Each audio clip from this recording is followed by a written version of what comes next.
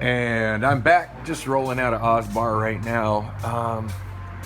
I'm not sure what time it is. Hang on, let me bust out the Obama phone. 11:32 p.m. Still Friday, September 9th, 2022, and damn, these shorts are not staying on very well. These ones used to stay on without a belt, without a problem, but apparently I'm losing weight because they're falling off my damn ass. Headed to the Wander Inn, but I might have to go home and get a belt first because this is freaking ridiculous. Anyway, had a good time over at Oz. Only sang 2 songs, which is all I was planning on singing. See, they're a little later than I expected to, but whatever. Sang Erasure, Chains of Love again. Last week, the regular host wasn't there. There was some woman doing it.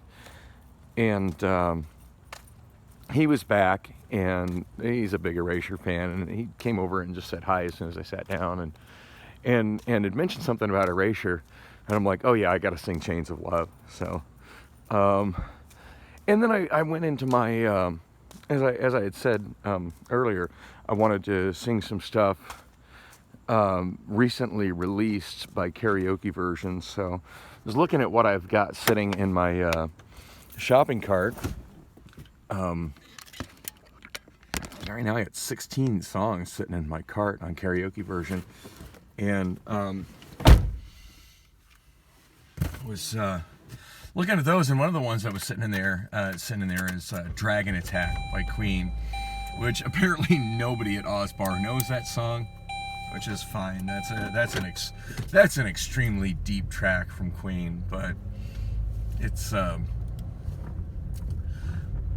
of my favorite Queen songs. Off the album The Game, which the big hits off The Game are that was their album they released in 1980. The big hits off that are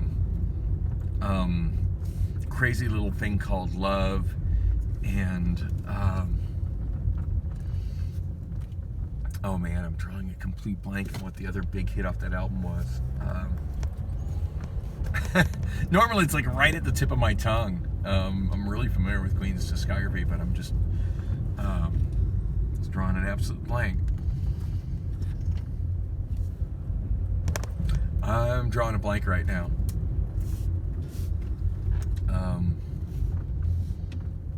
Yeah, Crazy Little Thing Called Love was the second single off The Game. I'm trying to remember what the first single was, which was the big hit. Oh, it's just killing me. It's like right at the edge of my brain, and I can't remember. Oh, God, it sounds like a really funky, huge hit song. All right, this is bugging to the point I gotta look it up on the Obama phone. I'm not even comfortable driving. It's killing me that I can't remember what the hell the big hit was off of Queen. The Game.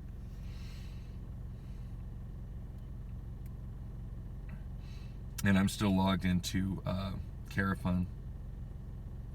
I'm just going to do a search for Queen on here because it's got to be like one of their top songs for sure.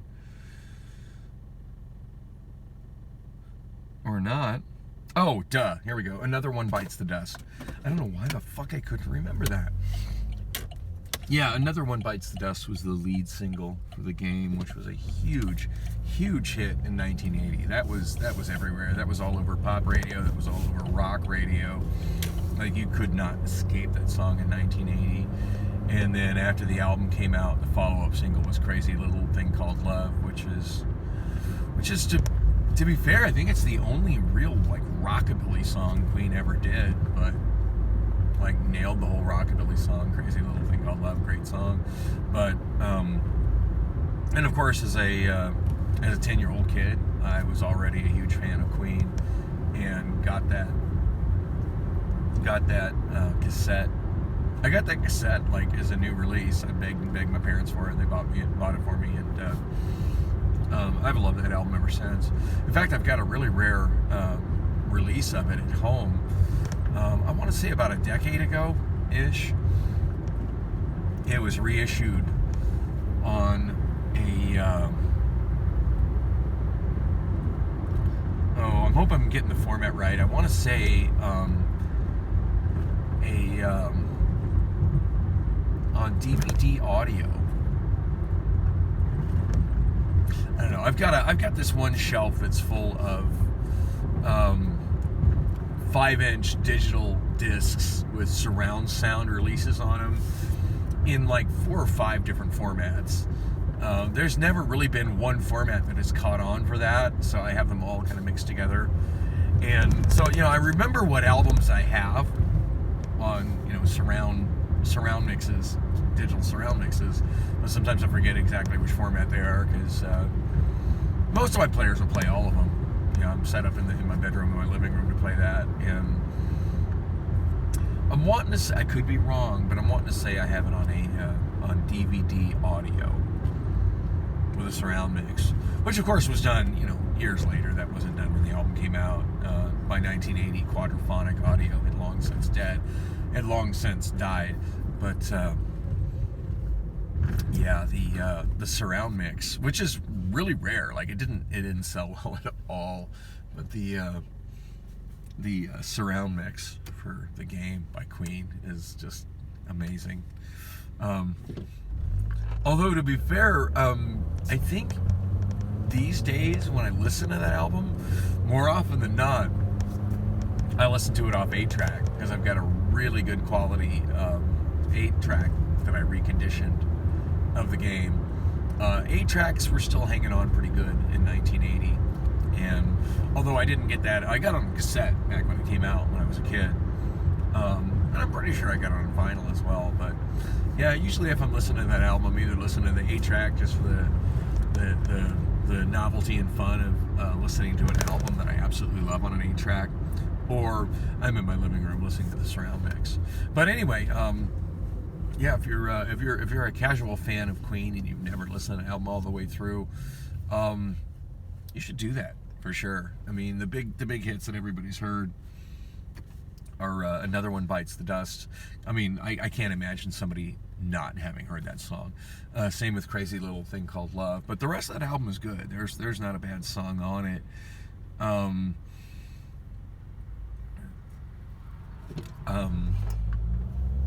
Anyway, Dragon Attack. Not a lot of vocals on Dragon Attack. Almost kind of wasted my shot on karaoke, but I still wanted to give it a try. Dragon Attack, more than anything, is just Brian May showing off his skills as a guitarist.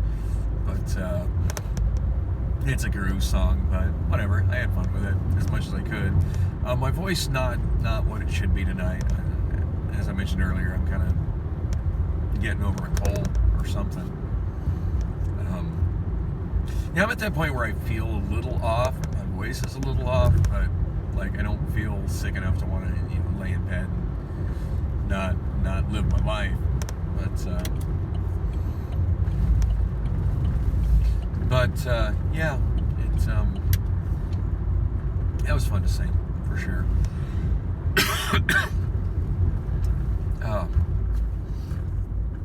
That Erasure song, that was a struggle. God, it's got so many high notes and I have to do so much falsetto, and then trying to do that with my voice kind of how it is right now. I was surprised I got such a good crowd response out of it. And I had people coming afterwards telling me that was awesome, and I'm thinking, God, like my voice is fucked right now, and y'all thought that was awesome. Okay, cool, thank you. Anyway, headed to Wander Inn right now, meeting some friends down there. I was kind of hoping to get there sooner, but really wanted to sing my 2 songs over at Oz, and especially wanted to try singing Dragon Attack. There's some other stuff that was recently added on karaoke version I wanted to sing, but I really only had time for one. After the KJ was just like, oh, we gotta hear you gotta do some Erasure, and yeah, I do some Erasure.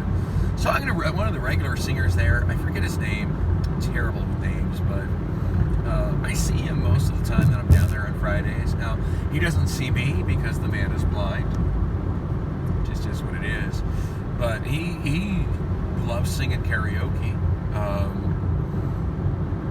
He sings songs that he knows really well, sings them from memory, and actually does a really good job on most of them. Probably around my age, maybe a little bit younger, but yeah, really into his 80s stuff. He sang, I'm trying to think what he sang tonight. Missionary Man by the Eurythmics, which is hands down my favorite Eurythmics song. It was a little out of sync at the beginning of it, you know, which, to be fair, the guy couldn't see the scrolling lyrics of the countdown, you know, but yeah, after the first instrumental, he was right on point with it. Yeah, I love that's. I mean, I'm a big fan of Annie Lennox. Love the Eurythmics, but of all their songs, that's one of them that just really gets me going. Just because it's because they just rock it. They're not really a rock band as much as they're a synth pop band, but yeah, Annie Lennox and Dave Stewart are just rocking on that song. It's a good song.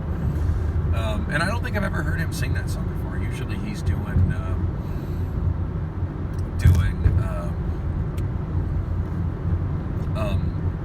songs from the Violent Femmes, or I've also heard him sing Echo with the Bunnymen, which is kind of cool. That's not something you often see people sing at karaoke. Anyway, him and I got talking about Erasure and about how their karaoke is limited on what songs you can sing because it's using the Carafun streaming platform as opposed to them actually maintaining their own karaoke library. And apparently, Erasure is one of those artists that doesn't allow many of their songs to be streamed. Carafun at this point in time only has 4 songs available. One of which is Chains of Love, which I sang. One of which is an ABBA cover, and then the other 2 are songs that are such deep tracks I'm not even familiar with them.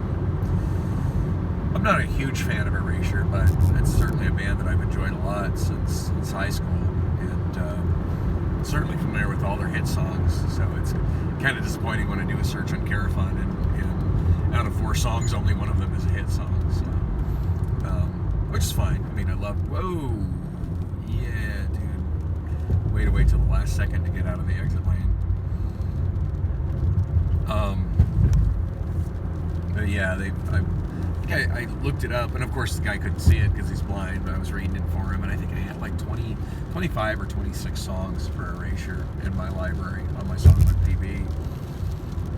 And of course I'm reading them, and to be fair, like there's some of them that are on my list that I'm not familiar with either, but certainly hit a lot of songs, you know, a lot of hit songs from Erasure that I would be down to sing, such as Blue Savannah, and Oh L'Amour, and Who Needs Love Like That, and Love to Hate You, and Chorus, and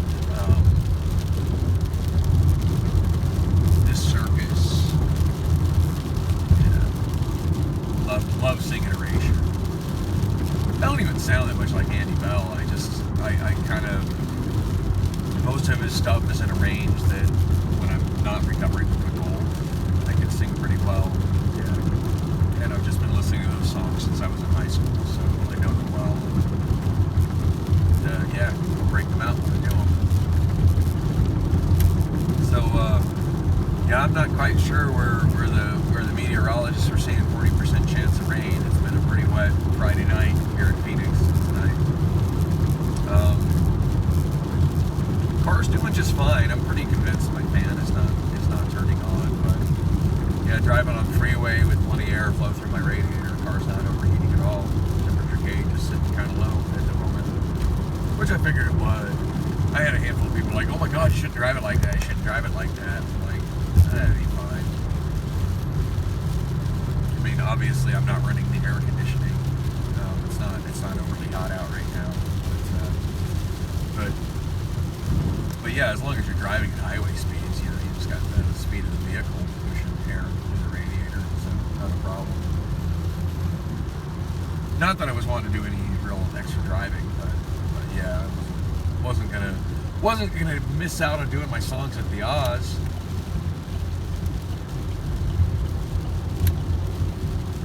So other things going on. I did look at the CD-ROM. I did actually load the CD-ROM that I got from court's office regarding the lawsuit over the city of Phoenix neglecting the homeless situation and the homeless encampments down in the zone. I didn't have, with all the stuff I was dealing with in my car, I didn't have a lot of time to look at it. But I did skim over the first 4 or 5 pages of the complaint, and then I also browsed the CD-ROM. So one thing I don't think I mentioned, surprised I didn't mention it in my videos when I was leaving the clerk of court, but when I went back to the clerk of court the second time to pick up the CD, the woman who gave me the CD, she goes, "Oh, so you can't copy that." And I'm like, "Wait, what?" And she's like, "Oh yeah, it's a copy protected CD. You can't copy that. If you try to copy," I said, "Well, I was looking to do a print a copy." And she's like, "Oh yeah, you can print it, but you can't make a digital copy." I'm kind of thinking, pretty sure in the back of my head, I'm thinking, I'm pretty sure it can. And she's like, "Oh yeah, if you try to do that, it'll erase itself." Yeah, I don't know who's dumb enough to fall for that, but as far as I can tell, it's just a burned CD-ROM with an HTML file and PDF files for all the documents that have been filed in the case so far.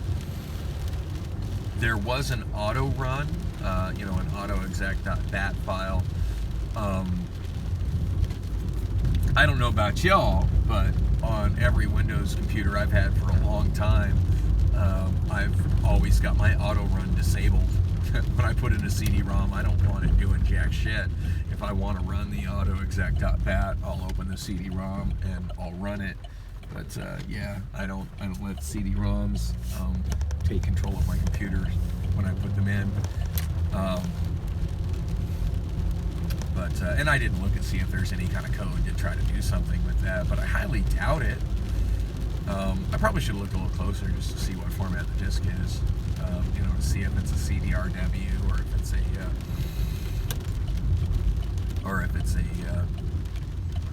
it was a CD-ROM. Of course, even if it is a CDRW and it's configured, oh my God, not the 5.0 is here. Talked about this vehicle on my blog before. You guys get a view of it. It says not the 5.0 on one side and not the Popo on the other side. Yeah, I know exactly who that is. Nice. Looking forward to seeing them tonight. It's gonna be a good night here. Anyway, yeah, I still gotta find somewhere I can print that. I got a feeling, I do have a laser printer at home. I don't have it connected because I don't have a computer at home, but I might over the course of the next week or maybe even tomorrow, although I got to take care of this overheating issue with my car. But yeah, in the near future, I definitely want to, we'll probably end up just taking my computer home and connecting it to my old Hewlett-Packard LaserJet. I forget what model LaserJet it is, but the thing's probably like 18 years old, but it still prints great. It just needs connected. Or I might go to Alpha Graphics. I don't know. It's 145 pages. I mean, Priscilla offered to print it on her printer. I'm like, yeah, you got a brand new inkjet, right? She's like, oh yeah, I got my starter cartridge. I'm like, yeah, I'm pretty sure 145 pages will kill your starter cartridge. I'm not printing 145 pages on anybody's inkjet. Just screw that. Just screw that. No, that's way too many pages to print on anything other than a laser printer. But if it's not too expensive, I might do it at FedEx office or actually a friend of mine suggested going to UPS, so I might do it there as well. But yeah, it doesn't look like there's any issue just opening the PDF file. And I didn't even look at the HTML file of the index. I just opened the CD-ROM and browsed the files, and one of the files is notably larger than the rest of them, and I opened it. I'm like, yeah, surprise, there's your 145-page complaint. Anyway, I am looking forward to getting the actual printed copy. I don't see me sitting on any device and reading 145 pages from a PDF file. That's something I just got to read on paper. That's just the way I am. But I will keep y'all up to date on what's going on with that lawsuit. Phoenix's answer was due today. there's usually about a two judicial day lag between when things are filed and when they're available from the clerk of court. So probably not going to bother to get even try and get that until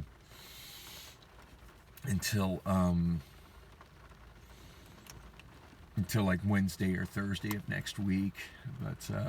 But I am going to get it, and I will be definitely, if not reading the whole thing, giving a good summary on my channel here. So if you are interested in what's going on with that lawsuit, like and subscribe. I'm going to be definitely giving more. I'm pretty sure I'm giving more coverage of this than any news outlet in Phoenix. Not that I'm a news outlet. I'm just very, very concerned and curious about what happens. Anyway, I'm going to the bar. I want to have another beer and sing some songs and say hi to my friend that's not the Popo.